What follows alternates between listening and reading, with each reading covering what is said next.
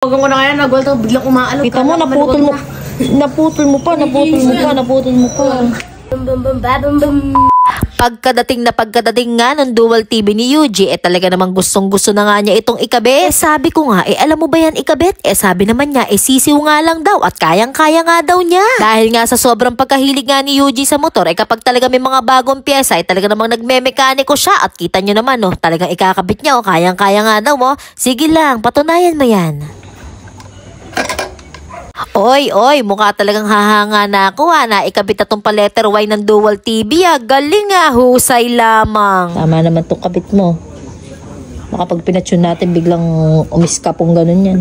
Meron nga nakita dito si Yuji na parang isang magiging problema ng Dual TV. Kaya nga tinawag niya si Daddy at nagtanong nga siya kung paano nga ba gagawin. Naging problema natin, di ba dapat to, papasok dito. Tama yung pagpasok sa injector. Papasok natin dyan. Problema kanyan, ganyan lang siya ay mag-abot ay pumasok pa loob na ganun. Sinubukan ko tignan to, itong isang ganito natin. Ito kasi yung stock na nakalagay dito, yung pinadala sa atin ni Manoch. So tinignan ko itong nakakabit sa TV natin dati. Ito yung luma. So nakita ko, may tabas siya. Yan, kaya papasok yung hose niya. Ayun pagkakaiba nila. So, ito na gagamitin mo, may tabas? Ito may tatabasin ko. Para pumasok? So, ito, tatabi na lang natin to. Sige, extra natin yan. At dahil nga gumana na naman ang pagiging henyo ni Yuji, gagamitin nga daw niya ang Siranico Works Power. Kaya sige, ikabit mukha ko. At kayang-kaya daw niya yan, wala daw sablay. Pero in fairness lang naikabit nga talaga ni Yuji dito yung manifold. Wow, mukhang mahahanga na yata talaga ako sa iyo Mukhang mahusay ka na talagang Siranico Ayan guys, nakabit ulit natin manifold kasi naglagyan tayong tornilyo doon. Kaya ito sinasabi ko sa inyo, naisip ko. Subukan natin ang gagana. So, 2 nights na natin ginagawa yun. 2 gabi na hindi pa rin natin maikabit. Hi guys, hindi namin maikabit yung dual throttle. Malpak na ba? Ayun ganda. Ayun pasok na yung hose. Higpitan na lang to.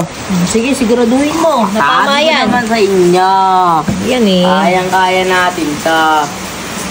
2,000 years later. Kasi pang radar talaga. Iba yung kasama injector. Pilit na ikinakabit. Ito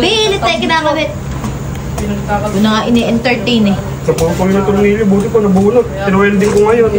Piolin! Dito. Yung tornilyo niyan? Dala-dala kanina sa shop Yuji, halika nga! Yuji! Halika. Buti nabunot ng welding ko. Saan Kuya Gian natanggal?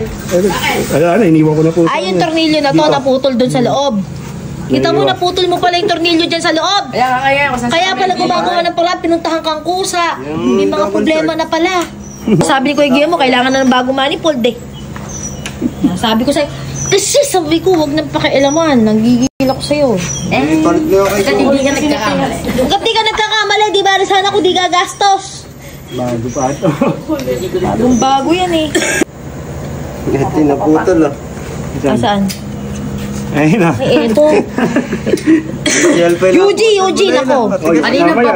Kanina nag-iisip pa sa school kasi miss ko ba? Nag-iisip ka sa school. Ano to, Kuya Gian, kasama sa manifold to? Ano yung medyo inisip? bumilog na ulo.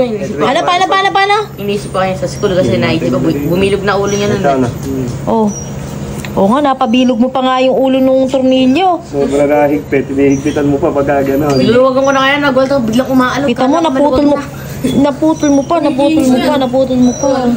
Malulog na ba?